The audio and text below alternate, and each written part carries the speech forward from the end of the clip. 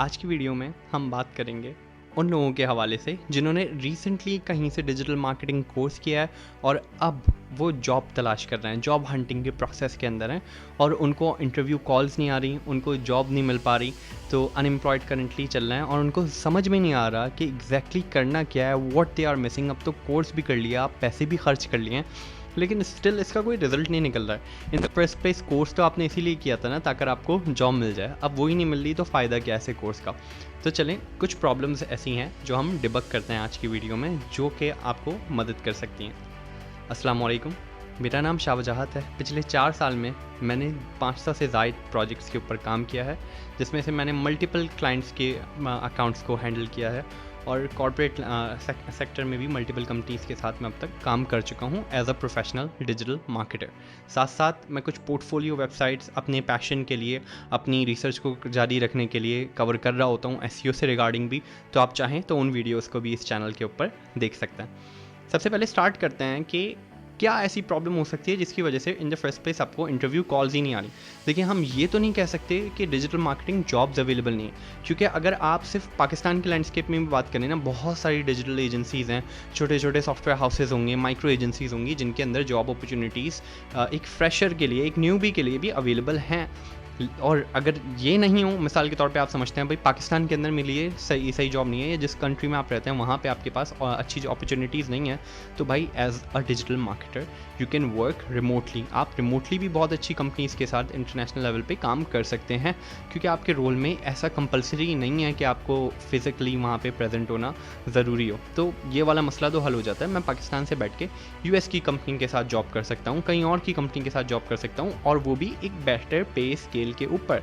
अब लेकिन उनके साथ भी सेम प्रॉब्लम आएगी अगर इंटरव्यू कॉल्स नहीं आ रहे या फिर आप शॉर्टलिस्ट नहीं हो रहे। तो सबसे पहले जो आपको चीज़ फिक्स करनी है ना, दैट इज़ योर रेज्यूमे। देखें, रेज्यूमे इज़ योर कोर। अगर रेज्यूमे आपका पार्ट सही नहीं है और आपको वो डिफाइन नहीं करता सही तरीके से कि किस तरीके से you are eligible for XYZ role that you are targeting, तब तक ना आपको HR शॉर्टलिस्ट करेगा, ना हायरिंग मैनेजर्स को बिल्कुल भी देखेगा। हमें क्या करना है, अपनी रेज्यूमे के अंदर उन कीवर्ड्स को, इन हाइलाइट्स को सामने मेंशन करना है जो कि HR या फिर किसी भी कंपनी का ओनर या डायरेक्टर ढूंढ रहा है एग्जैक्टली उस रोल के लिए। ये कैसे करते हैं, चलें मेरी स्क्रीन पे चलें, मैं आपको एक छोटा सा डेमो करवा देता हूँ। यहाँ पे मैं अपनी लिंक्डइन प्रोफाइल पे आ गया हूँ। आप अपनी लिंक्डइन प्रोफाइल के थ्रू ही अपनी रेज्यूमे बिल्ड कर सकते हैं। Let me quickly show you how. यहाँ मोर पे आके क्लिक करेंगे और बिल्ड अ रेज्यूमे पे क्लिक करेंगे। यहाँ पे मैंने अपनी रेज्यूमे के 2 वर्जन ऑलरेडी बिल्ड करे हुए हैं। आप यहाँ से क्रिएट फ्रॉम प्रोफाइल के ऊपर क्लिक कर लेंगे। मैं आपको अपनी रेज्यूमे का एक वॉक थ्रू करा देता हूँ कि किस तरीके से मैंने अपनी रेज्यूमे को अरेंज किया हुआ है, जिसके थ्रू मुझे ईजीली इंटरव्यू कॉल्स मिल जाती हैं। अच्छा, अपनी रेज्यूमे के अंदर मैंने मेंशन किया हुआ है कि मेरी पोर्टफोलियो वेबसाइट का लिंक क्या है। First of all, summary section के अंदर मैंने क्विकली अपने बारे में इंटरेस्टिंग वे में बता दिया है कि हु एम आई। सही है। फर्स्ट 2 to 3 पैराग्राफ के अंदर मैंने बता दिया, लाइक देखें 500 प्लस प्रोजेक्ट्स कंप्लीट कर रहे हैं, 200 ब्रांड्स के साथ ग्लोबली काम किया पिछले 4 साल के अंदर, सिंस 2019। उसके अलावा फर्दर मैंने बताया हुआ है मेरे एजुकेशनल बैकग्राउंड में मेरे पास बैचलर्स डिग्री है। फर्दर मैं भी क्या कर रहा हूँ, कब मैंने काम करना शुरू किया, मेनली मैं किस ऑर्गेनाइजेशन के साथ क्या काम कर रहा हूँ, इस हवाले से मैंने एक छोटी सी समरी यहाँ पे डाल दी। जो भी समरी सेक्शन के अंदर देखेगा उसको एक ओवरव्यू क्विक मिल जाएगा मेरी प्रोफाइल के बारे में। फिर नीचे मैंने एक्सपीरियंसेस के अंदर क्या किया हुआ है, वो तमाम कंपनीज जिनके साथ आपने काम किया हुआ है या इंटर्नशिप्स की हुई हैं या प्रोजेक्ट्स किए हुए हैं, जहाँ से भी आपको एक्सपीरियंस लेटर्स मिल सकते हैं, वो आपने यहाँ पे मेंशन कर देना है और मेक श्योर करना है कि उसके रोल्स एंड रिस्पॉन्सिबिलिटीज़ आप मेंशन करें। इससे क्या होगा कि HR के लिए आपकी रेज्यूमे को और आपकी प्रोफाइल को समझना इंतहाई आसान हो जाएगा। इन बुलेट पॉइंट्स के थ्रू वो मैच कर लेगा कि अच्छा, इसने वो काम किया हुआ है जो कि मुझे रिक्वायर्ड है। फर्दर मैंने इसी तरीके से यहाँ पे एक्सपीरियंसेस मेंशन किए हुए हैं। एजुकेशनल सेक्टर के अंदर मैंने करंट एजुकेशन डाली हुई है कि what I am up to, इससे पहले मैंने कहाँ से पढ़ा हुआ है, वगैरह वगैरह। अब नीचे आ जाए लाइसेंसेस के अंदर, देखें जो लाइसेंस एंड सर्टिफिकेशन का सेक्शन है ये मेरा कम्प्लीटली भरा हुआ है। इसके अंदर मैंने तमाम वो सर्टिफिकेशंस कवर की हुई हैं जो अब तक मैंने करी हुई हैं, जो मुझे लगता है कि वैल्यूएबल हैं, दिखाना चाहिए। इसके अलावा भी काफ़ी सर्टिफिकेशंस की हुई हैं, लेकिन कुछ सर्टिफिकेशंस इतनी वैल्यूएबल नहीं लगती, तो I don't mention them. Mainly वो सर्टिफिकेशंस जो आपको उस रोल में मदद देंगे, उन तमाम सर्टिफिकेशंस को आपने यहाँ मेंशन कर देना है। मेंशन करने का तरीका आसान है, यहाँ पे प्लस पे क्लिक करेंगे, फिर यहाँ पे आगे सर्टिफिकेशन का नाम, उसको इशू किसने किया, उसकी क्रेडेंशियल आईडी या फिर लिंक यहाँ पे ऐड कर सकते हैं, इशू डेट और कब ये एक्सपायर हो रहा है ये मेंशन कर देना। फिर उसके बाद नीचे मैंने कुछ जगह पे ऑनर्स एंड अवार्ड्स के अंदर मैंने बताया हुआ है कि मैंने वॉलंटरी वर्क क्या क्या रहे हुए हैं, खुद से इनिशिएटिव्स क्या लिए हुए हैं, कम्युनिटी सर्विस वगैरह कुछ भी रिलेटेड ऐसी चीज़ जो कि आपको फ़ायदा पहुंचा सकती है वो आपने यहाँ पे मेंशन कर देनी है। उसके बाद रेज्यूमे बनाने के बाद डाउनलोड एज पीडीएफ आप करेंगे। डाउनलोड एज पीडीएफ करने के बाद देखें ये रेज्यूमे मेरे पास इस तरीके से आ गई है। अब इस तरीके से एक प्रॉपर फॉर्मेट पे आप लिंक्डइन के थ्रू ही अपनी रेज्यूमे बना सकते हैं। तमाम वो डिटेल्स जो आपको लगता है कि नेसेसरी हैं आपके एक्सपीरियंस से रिलेटेड, सर्टिफिकेशन से रिलेटेड, वो लाजमी मेंशन करें। एंड जितना ज़्यादा हलवा बना सकें ना आप, जितना ज़्यादा आसान कर सकें एचआर के लिए आपकी प्रोफाइल को समझना, वो काम आप कर लें, क्योंकि जितना आसान होगा एचआर के लिए आपकी प्रोफाइल को समझना और क्रॉस चेक करना रूल्स एंड रिस्पॉन्सिबिलिटीज़ से, उतना ही ज़्यादा आपको इंटरव्यू कॉल्स आ सकती हैं। उसके अलावा फर्दर देखें, हर जॉब रोल में मैंने अपनी जो डे टू डे मेरे रोल की रिक्वायरमेंट्स थी वो मेंशन किए हुए हैं। इससे भी फ़र्क पड़ता है। यहाँ पे मेन आपने कीवर्ड्स यूज़ करना है। जैसे एचआर को नहीं पता होगा मे बी कि एसईएम क्या होता है, इसलिए मैंने प्रॉपर्ली जितने कीवर्ड्स हैं वो मेंशन कर दिए हैं। एचआर को मीनिंग नहीं भी पता तो वो एटलीस्ट क्रॉस चेक कर सकता है कि उसको रूल्स एंड रिस्पॉन्सिबिलिटीज़ में उसको क्या चीज़ें कवर करानी। उम्मीद है आपने डेमो देखा होगा, आपको कुछ समझ में आ गया होगा कि क्या चीज़ें आपने अपनी रेज्यूमे के अंदर फौरी करेक्ट कर लेनी है अगर आपने नहीं करी हैं तो। अब अगर आपने रेज्यूमे कम्प्लीटली करेक्ट कर लिया है, उसके बाद सेकंड थिंग इज़ कि आप एडेड एडवांटेज ऐड करना चाहते हैं अपनी रेज्यूमे के साथ, या फिर अपना यूनिक सेलिंग पॉइंट दिखाना चाहते हैं, आप स्टैंड आउट करना चाहते हैं क्राउड के साथ, तो आई वुड सजेस्ट यू कि आप पहली फुर्सत में एक पोर्टफोलियो वेबसाइट बना लें। पोर्टफोलियो वेबसाइट बनाना एक is a one time investment. एक दफ़ा भी आपने कर लिया ना तो वो लाइफ टाइम आपको बेनिफिट प्रोवाइड करेगा। पोर्टफोलियो वेबसाइट पे कुछ इन्वेस्टमेंट करने की ज़रूरत नहीं है मेरे भाई, आप कैनवा के ऊपर भी पोर्टफोलियो वेबसाइट आराम से बना सकते हैं। इससे रिलेटेड एक वीडियो ऑलरेडी बनी हुई है कि कैनवा के ऊपर एग्जैक्टली पोर्टफोलियो वेबसाइट कैसे बनाते हैं। आप डिप्टो उसको कॉपी कर लें, यहाँ आई बटन के ऊपर मैं उसको लिंक लगा भी देता हूँ, आप वहाँ से जाके चेकआउट कर लिएगा। अब आते हैं कि आपने पोर्टफोलियो वेबसाइट बना दी। उस पोर्टफोलियो वेबसाइट के अंदर आपने शो क्या करना है, वो चीज़ें जो कि डे टू डे टास्क में उस रोल के अंदर चाहिए होंगी। मिसाल के तौर पे अगर आप एसईओ एग्जीक्यूटिव की पोजीशन पे फर्स्ट ट्राई कर रहे हैं तो उसके अंदर आप शो कराएंगे कि भाई मैं अच्छे मैटर डिस्क्रिप्शंस लिख सकता हूँ, मैं अच्छे ऑन पेज एसईओ कर सकता हूँ, मेरी कीवर्ड रिसर्च स्ट्रॉन्ग है, या फिर मैं टेक्निकल एसईओ ऑडिट्स बहुत अच्छे परफॉर्म कर सकता हूँ, मुझसे बेहतर कोई नहीं। आपको ये प्रैक्टिकली शोकेस करना है। आपने स्क्रीनशॉट्स लेके वहाँ पे शो करा देना है कि भाई ये देखें, ये मैंने एसईओ ऑडिट किया है, ये करा है। आप चाहें तो इसके अंदर शॉर्ट वीडियोस भी वहाँ पे अपनी अटैच कर सकते हैं कि किस तरीके से आप स्कैन कर रहे हैं, किस तरीके से रिसर्च कर रहे हैं। कीवर्ड रिसर्च शीट्स को वहाँ पे आप अटैच कर सकते हैं जिससे पता चले कि आप किस तरीके से काम कर रहे हैं। भाई वन टाइम आपने ये काम कर लिया, ट्रस्ट मी ऑन दिस, आप वाक़ितन हज़ारों में से स्टैंड आउट करेंगे, क्योंकि इतनी मेहनत बहुत कम कैंडिडेट्स करते हैं। और जो कैंडिडेट्स ऐसा करते हैं उनको मल्टीपल इंटरव्यू कॉल्स लाजमी आते हैं, क्योंकि भाई हमें उनकी पोर्टफोलियो देखते ही अंदाज़ा हो जाता है कि जो हम ढूंढ रहे हैं वो उससे किस हद तक करीब है। और अगर वो करीब ना भी हो ना, उसको कुछ पार्ट्स आते हों, कुछ पार्ट्स नहीं आते हों, तो हम ये अज्यूम कर लेते हैं कि जिसने इतनी मेहनत की है अपने आप को शोकेस करने में, he would be willing to learn enough कि हम उसको सिखाएं और वो चीज़ें कवर कर लें। हम अपने new entry level newbie position पे हम ये भी देखते हैं कि हमारे पास जो भी आए वो एक अच्छा स्टूडेंट हो।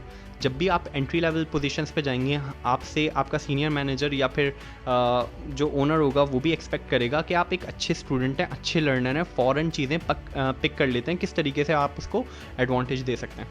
देखिए, ये दो चीज़ें आप कर लेंगे तो आपको इंटरव्यू कॉल्स 110% आना शुरू हो जाएंगी। That is my personal guarantee to you. लेकिन कैसे आएंगी? आपने दिन के अंदर कम से कम 5 से 7 जॉब्स को लाजमी अप्लाई करना है। उन 5 से 7 पोजीशंस को आपने देख के अप्लाई करना है, शॉर्टलिस्ट करके अप्लाई करना है कि उनके ऊपर आपकी रेज्यूमे रेलेवेंट भी हो। आप लिंक्डइन के ऊपर जाएं, सर्च फिल्टर लगाएं, उसके अंदर स्पेसिफिक उस पोजीशन को ही टारगेट करें जिसके ऊपर आप एज ऑन जॉब सिलेक्ट होना चाहते हैं। फजूल की इधर उधर की पोजीशंस को टारगेट नहीं करें, और अपनी रेज्यूमे को भी इसी तरीके से आपने डिज़ाइन करके टारगेट करना है कि आप स्पेसिफिक रोल्स को पिन पॉइंट कर रहे हो, जिससे हमें पता हो अच्छा XYZ पर्सन इसी पोजीशन के लिए इंटरेस्टेड है, तो he is the most relevant guy for the position. ये आगे चल के चीज़ें सीख भी लेगा। ठीक है, ये चीज़ आपने फिक्स करनी है और 5 से 7 पोजीशंस पे डेली अप्लाई करना है। I am sure after 10 days 11th day से आपको कम से कम रिस्पॉन्स आने शुरू हो जाएगा। लोग आपसे कांटेक्ट ज़रूर करेंगे कि भाई आप इंटरव्यू में बैठ जाएं। अगर आप एलिजिबल हैं उस पोजीशन के लिए और आपने अपनी रिज्यूमे में ये शोकेस किया हुआ है, आपको इंटरव्यू कॉल्स आना शुरू हो जाएंगे।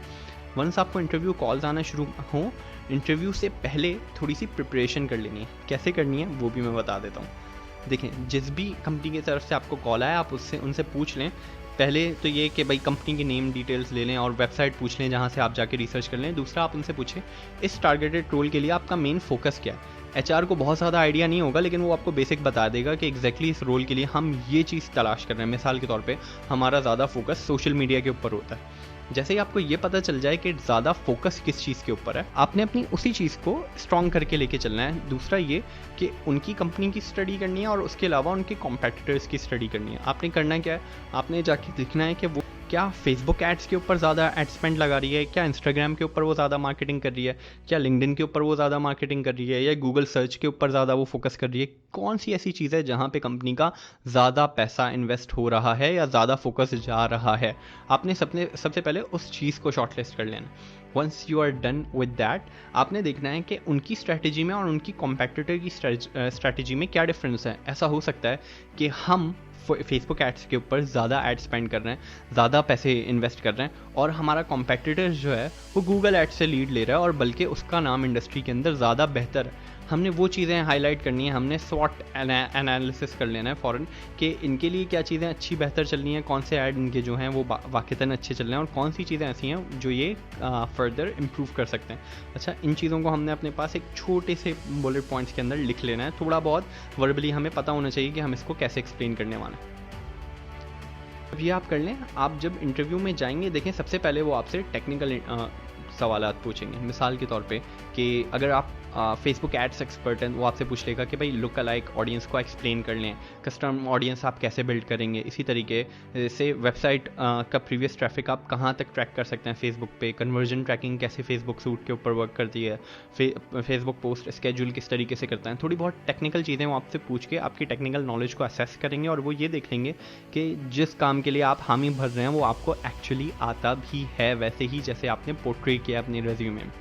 Once you are done with the technical part, अब वो आपसे रोल रिलेटेड सवाल पूछना शुरू करेंगे कि मिसाल के तौर पे आप क्या जानते हैं हमारी कंपनी के बारे में, या फिर हमारी इंडस्ट्री के हवाले से आपका क्या एक्सपीरियंस है। अब आपका अगर प्रीवियसली एक्सपीरियंस नहीं है तो आप ये शेयर कर सकते हैं कि हाँ, मिसाल के तौर पे मेरा एक्सपीरियंस नहीं है, बट मैंने आपकी कंपनी को स्टडी करने में अपना टाइम इन्वेस्ट किया है, आप इस तरीके से मार्केटिंग कर रहे हैं और मेरे ओपिनियन के मुताबिक आपके कॉम्पिटिटर्स ये चीज़ें हैं आपसे बेहतर कर रहे हैं, और अगर मुझे ये पोजीशन ऑफर की जाए तो मैं इस तरीके से यहाँ पे इस प्रोसेस को इम्प्रूव करने की कोशिश करूँगा। जैसे ही आप इंटरव्यू में ये चीज़ें बताएंगे ना कि आप कैसे उनके प्रोसेसेस को आप इम्प्रूव कर सकते हैं, वैसे ही एज अ हायरिंग मैनेजर या फिर योर डायरेक्ट मैनेजर मेरा इंटरेस्ट आपके ऊपर और फर्दर बढ़ना शुरू होगा, क्योंकि मुझे दिख रहा है कि एक शख्स यहाँ पे सोल्यूशन लेके आ रहा है, मुझे उससे सवालात पूछने पे एक सोल्यूशन मिल रहा है, यानी ये सोल्यूशन ओरिएंटेड पर्सन है। अब मुझे पता होगा कि मेरा कम टाइम में इसके ऊपर इन्वेस्ट होगा और फर्दर ये बेहतर रिजल्ट्स मेरे लिए ला के दे सकता है। ये चीज़ें आपकी